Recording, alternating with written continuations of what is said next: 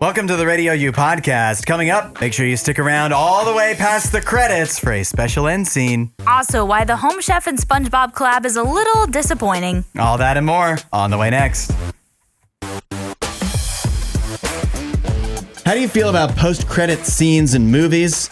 I'll tell you what, James Gunn, you may know him from doing all of the Guardians of the Galaxy movies, and now he's in charge of the DC cinematic universe, or whatever they call it. He says post-credit scenes can be a real nightmare. And I agree. Now, the reason he says is because when he was writing Guardians of the Galaxy 3, he had already pigeonholed himself in to including Adam Warlock because they showed him in the Guardians 2 end credit scene. And then as he was going through the movie, he's like, I feel like I'm forcing him in here when the rest of the movie actually doesn't call for him or isn't as necessary. Yep. But then he was stuck with after he had promised something. And so that's a lesson learned, he's saying, going forward with the DC universe. It sounds like there may not be post-credit scenes, or they may not be as essential, or, tease something that's coming ahead. Yeah. It may just be a little addendum. What do we think, Allie? I'm totally fine with that. I have felt like the post-credit scene was a Marvel thing. Mm-hmm. I don't think you need to move that to DC. I know DC did do some successful ones and tried to incorporate them into their films as well, but I never felt like they matched the same amount of hype as what the Marvel ones did. Mm-hmm. So I just feel like there's no need to copy that. There's no need to do that too. And like James Gunn pointed out, sometimes the post-credit scene can be a little misleading because it might not actually be a part of their main planning, you know? Yeah, I don't even understand the point of it at this point. Like, if occasionally, if you already know, like, well, we're making billions of dollars with these movies, so we already know what the next one's going to be, and we know what we're going to do, it can be a fun thing. But generally, at this point, it's overused. Yeah. And I always say, if your post-credit scene is so important, it should be in the actual movie. Hello. We've already sat there for 2 or 3 hours. You can't squeeze in this 10-second little vignette into the rest of the movie somewhere if it's that essential, that important. I've become very I just don't wait around for him. I don't do it anymore. Yeah. It's not, I got other things to do. I'm a busy man. And you can find it on social media typically literally that day. You can look it up right after you're done watching the movie. All right, what's the post-credit scene for this one? All right, this is what it is. I'm good to go. Mm-hmm. Yeah, so, I'm tired of, and I'm tired of the movies, like, they've become 3-hour-long movie episodes, and that's just adding on. Already the movie, this is a movie that we paid to see, but it's a cliffhanger somehow, and then you're adding other stuff on for me to look forward to 3 years from now when the next movie comes out. It's like, no. Make it a movie. I want to feel satisfied when the movie is over. Yeah. That's what movies are about. If you want to make it a TV show, put it on Disney Plus or Max or whatever, so I can ignore it. Right. Yep. I completely agree. 8772 Radio U. Let me know your thoughts on end credit scenes, post credit scenes in movies. Do you agree or disagree with James Gunn's stance and my incendiary stance? We got a few people getting in at 8772 Radio U with thoughts on post credit scenes. Shrew says, I'm a fan of the one at the end of the very first Avengers. You remember that one, Allie? I don't know if I remember which one that was. I think that's the one that gave birth to all future post-credit scenes. That's the one after, the spoiler alert, defeat Loki, whatever, save New York. Yep. Then you just see all the Avengers and they're sitting around in a shawarma restaurant eating shawarma. They don't say anything. Yeah, no, that one is a good one. I feel like also it doesn't really tease anything. Yeah. You know what I mean? It's just like a fun little add-on that they did. And I definitely feel different. That is, it's paying off for the people that do sit through all the credits and whatever, but not making it so you have to. It's just hey, if you sat around, this is a little funny thing for you. Yeah. For sticking around for seeing all the people that did all the effects or whatever. Regina says, I like post-credit scenes. Do you remember this one, Allie, in the last Scream movie? She says there was a post-credit scene where it's just a short clip of one of the characters saying there doesn't always have to be a post-credit scene. Yes.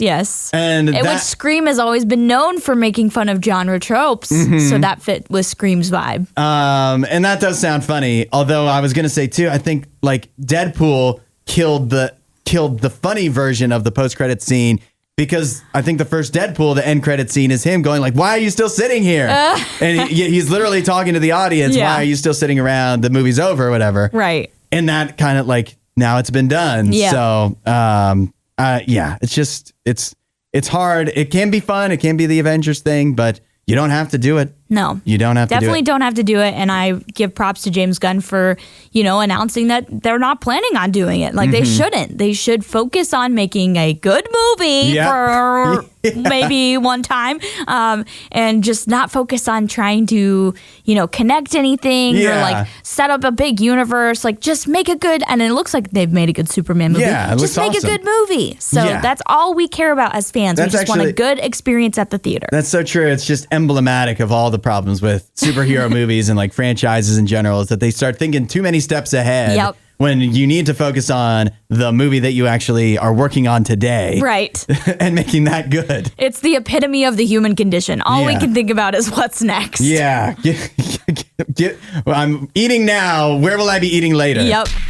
We are doing Would You Rather Wednesday. Would you rather only be able to speak in tongue twisters or only be able to speak in riddles? This is like the language you would speak. Which would be more annoying to the people around you? How do you want people to see you, as a riddler or a tongue twister?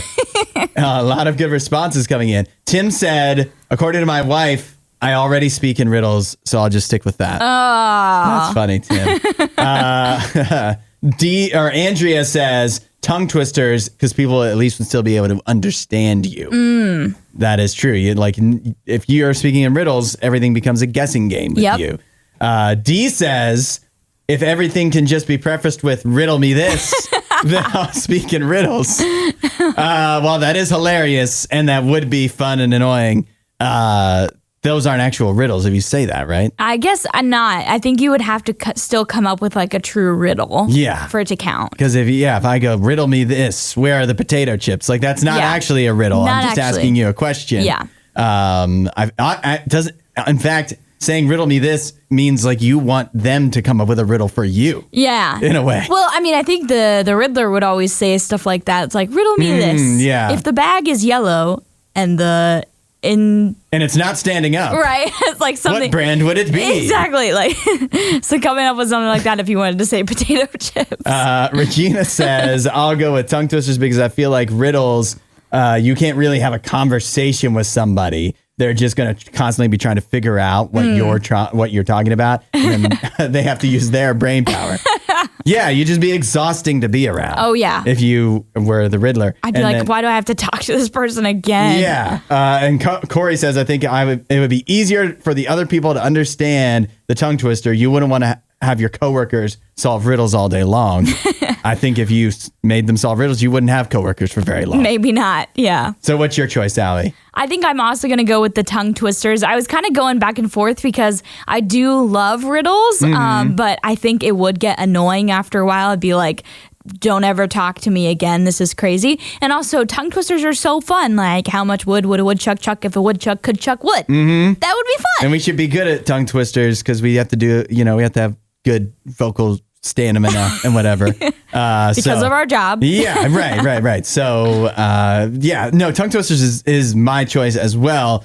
Because if you're doing riddles, like basically you're a troll. You're a real life troll. You're like Rumpelstiltskin or whatever. Yes. But if you're doing tongue twisters, you're like Lin-Manuel Miranda. Like you're Hamilton. Yeah. You're cool, actually. Maybe you could turn that into a career. Yeah, you could really make something out of that. Riddles, you possibly also could make it into a career, but it'd be much more annoying for the everyday person that has to interact with you.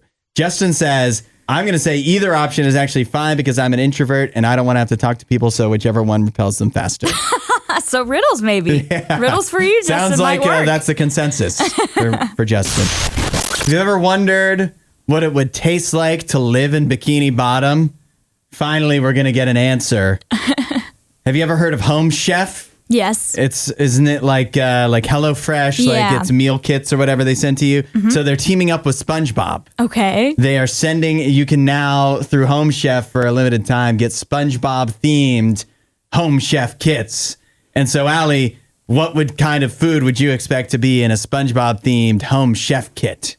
I think it could go either of two ways. Uh-huh. It could go Krabby Patty style, or it could go fish style. Nope. You're actually wrong about both. What? Yeah. What's in there? There's no... What's a Krabby Patty? Well, like making burgers at home. Yeah. Like smash burgers or something. Is that like in SpongeBob or something? Is that like a big thing that they have in SpongeBob? I don't know. Is it? I don't know. You only quote SpongeBob all the time, Hudson. Tell me. I mean, if it was a big thing that they like featured in the show a lot, I would think it would be included in the Home Chef SpongeBob kit. Must not be featured a lot then. It's not. They don't have a Krabby Patty. How can they pass this off as a SpongeBob meal kit without a Krabby Patty? Yeah, that's ridiculous. I think that's that should egregious. Be the entire meal kit. Yeah. Just making smash burgers at home that you call the Krabby Patty. I think a lot of people that like get Home Chef a lot and they see SpongeBob in the catalog or the website or however it works, and they're just going to click buy because SpongeBob is cool. And then they're going to be disappointed because they're expecting something with a Krabby Patty and there's no Krabby Patty. And no seafood. No fish. No. What you get is Sandy's Texas-style honey barbecue chicken that feels like a stretch. Okay. There's not even chicken in SpongeBob. Yeah, I don't ever remember Sandy making that. No, I mean, she's from Texas, so of course she would like barbecues, but not barbecue chicken. You also could get this is funny though, the Krusty Krab pizza flatbread. Oh. That's a good episode. Yeah. The Krusty, I'm not going to sing it. You also, but pepperoni and mushrooms, no fish. And then Plankton, this is also funny. This is more of a deep cut, I feel. Plankton's holographic meatloaf, which is beef meatloaf. Yeah. To go with Karen's salad. And finally, again, this is a good this is a good reference. The Cuddly Crab chicken salad. So they tried. They have some good references. They have some good references. But yeah, the star should have been the Krabby Patty. Yeah, and this is they just had other food anyways, and they're like, let's put SpongeBob on it. Let's give it SpongeBob names. Were there rights involved that maybe they weren't allowed to use Krabby Patty? I mean, this is officially licensed, right? It is. You also can get a SpongeBob mini spatula with your order. It literally has SpongeBob's face on the spatula. I want that spatula. Which is, that's funny. It's so cute. And it comes in a SpongeBob themed box. Mm-hmm. The only thing I can think is it was like October or something like last year. Wendy's tried to do the Krabby Patty. Oh, yeah. To many's disappointment because they put also very little effort. They put less effort than this. It was this regular burger with a different sauce. It didn't taste very different. And then they didn't even have like SpongeBob bags or anything. Right. And so, for all of us that really want to taste a Krabby Patty, it just feels like nobody can get that done. Somebody needs to make like a really, because you've had smash burgers before, right? Yeah. They're really good. They are good. Someone needs to make a really banging smash burger and be like, this is the Krabby Patty. Yeah. Yeah, that's what we need. We don't need no fast food restaurants trying this. Mm-hmm. We need a nice restaurant trying this. Yeah, like Red Robin. Yeah. They should collaborate with SpongeBob. I trust them. And even if I don't, they at least have campfire sauce. So. I don't know if you saw this, Allie, some huge news out of the WNBA yesterday. Yep. And it has nothing to do with Caitlin Clark.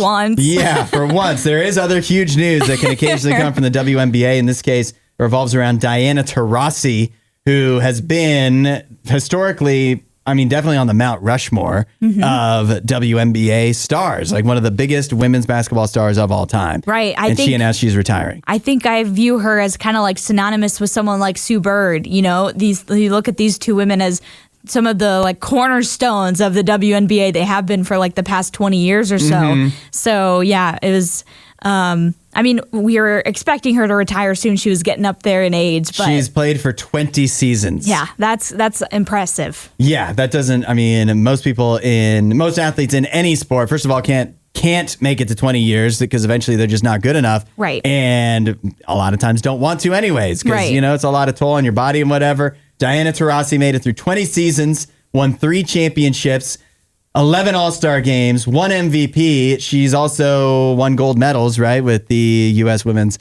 basketball team. I believe she was on the team. She was like, people were complaining because the last Olympics she was on and Caitlin Clark wasn't. And it's like, how can you say at this point in their careers that that she's better, but you got to have that veteran experience too to get through the Olympics. Right. And sometimes those veterans are the glue that you need because they have that experience. So I definitely wanted Caitlin Clark to be on Team USA, but I didn't think that Diana was the reason why she needed to be, she was the one who needed to be cut to add Caitlin.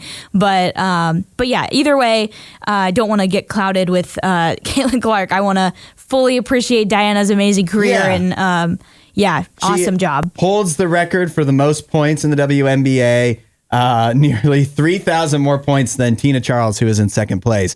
She also, by the way, not only did she win a gold medal at the Olympics, she's the only basketball player to have won 6. I don't even know how that's possible. I don't either. How in the world, how have you competed in that many Olympics? I don't even know if I've been alive for 6 Olympics. That is insane. And yeah, I mean, of course, everything with the WNBA comes back to Diana Taurasi now. Or no, comes back to Caitlin Clark. But Diana Taurasi is one of those athletes. Like, we've lived through the time where she paved the way. Yes. She kept the WNBA going. Yeah, viable in some way or another. During her career, and we're glossing over what even probably is her bigger accomplishments, which is what she did at UConn when they were an absolute wagon and just won every women's championship every year, it seems like, in college basketball. Yeah, she's been a part of a lot of successful teams, and one would argue one of the reasons is because of her that they found their success. Yeah. So amazing career for Diana. We wish the best for her as she heads off into retirement, riding into the sunset. Yeah. I found this new vacation destination. It is the most adorable vacation destination I've ever seen. I showed this to a few people yesterday. Everybody I showed it to is obsessed with it. It's called Puppy Mountain, or at least that's what they call it now. It's in China, and tourists, people there just recently discovered that this mountain, if viewed from the right angle, looks exactly like the goodest boy in the entire world. Yes. Oh my goodness, it does. It looks almost like a little husky or some type of as if he's dog. He's laying his face down on the ground. Yep. And you know how puppies or like dogs do, and he's got his paws up by his mouth, and his eyes are maybe closed, and you know how they're all wrinkly and whatever when they're a puppy. It looks exactly like a puppy. Yep. And it's a mountain that's overlooking. It's the side of a mountain that kind of goes down into, I guess it's a river. I'm not sure. But since this one guy, a photographer, happened to take this photo that he didn't even realize at the time he took it, what he was that it was a puppy. But then when he was going through his photos later, he realized this is a puppy. And so he posted that out, and now everybody in China, so many people have gotten obsessed with it, and it's become in the last month a huge thing that people want to go visit. I mean, it's an awesome, I would imagine, a fun place to get pictures, great little tourist attraction right there. That makes me think of in Cape Town, South Africa, there is a mountain that looks like a lion head or just a lion in general, and they call it lion head, and it's very similar to this where it's like shaped, in the way of it looks like you got a lion head with a mane or whatever. So there's plenty of examples of tourist attractions being made where it's a mountain that looks like an animal or something else. So yeah, this is really, really neat. Yeah, it's I will say, I feel like if you went in person in real life, you actually got to go, it would be disappointing. Yeah, it would don't you be think easy. You'd have to view it from exactly this right angle, but if you're a little over to the left, it just looks like a dumb old boring mountain. Yes. Which is why nobody ever, this mountain has been this way for who knows how long, and nobody caught on to this until a month ago when he posted the photo. Yeah, no one noticed it until now, but it for sure looks like just a little puppy, almost like drinking the water right there. Yeah, almost like it's lapping it up. You could still have fun with it though. You bring some dog toys, some treats, and you just kind of offer that as offer it up to the puppy. Yeah, the goodest boy in China. Yeah. Ali, I don't know if you've seen this absolutely baffling headline. Travis Barker's daughter is in a feud with Bhabie. Oh, no, I did not see this. Okay, Travis Barker's daughter, Alabama Barker, she's 19 years old.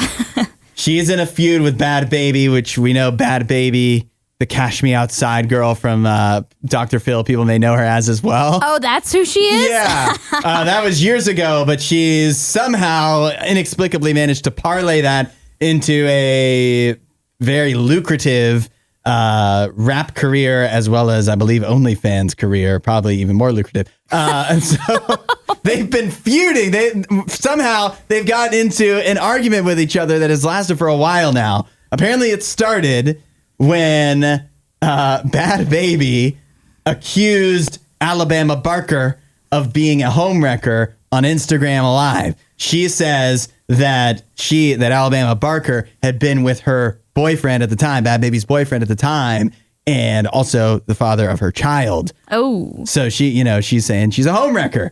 Obviously, Alabama Barker did not take kindly to those remarks, says that that's not true. She actually even went so far as to say, I want to be clear, I have no interest in this man. Oh. Burn on that guy. She also called him physically abusive. Oh, no.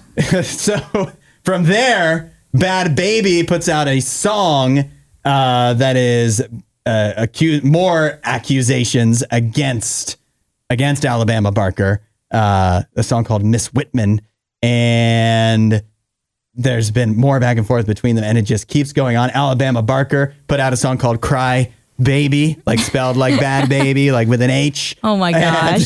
So she makes her own accusations, and what are we doing here in 2025 with a feud between these two? Like, should they even be celebrities is up for debate, and yet somehow they're both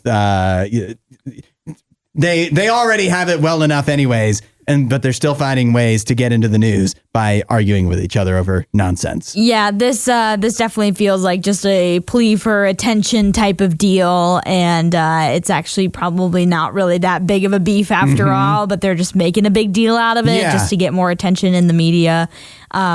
I got to be honest, I don't really care about it at all.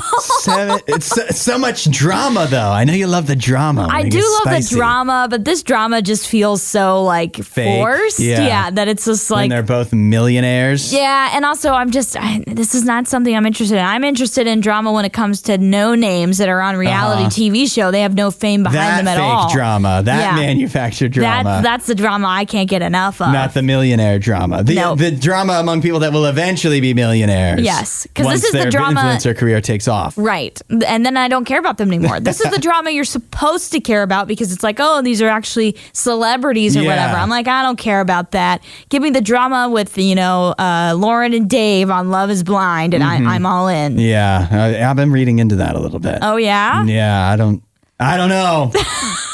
It's my take. I just don't know. Hudson, I have to admit something that it doesn't embarrass me, but it does make me rethink some things. I learned this just yesterday morning, and I kind of have known this for a while, but it became more clear yesterday. My little cousin Max, who is much younger than I am, is also much smarter than me. Oh, really? Is he that smart, or do you think you're... Am I that dumb? Yeah.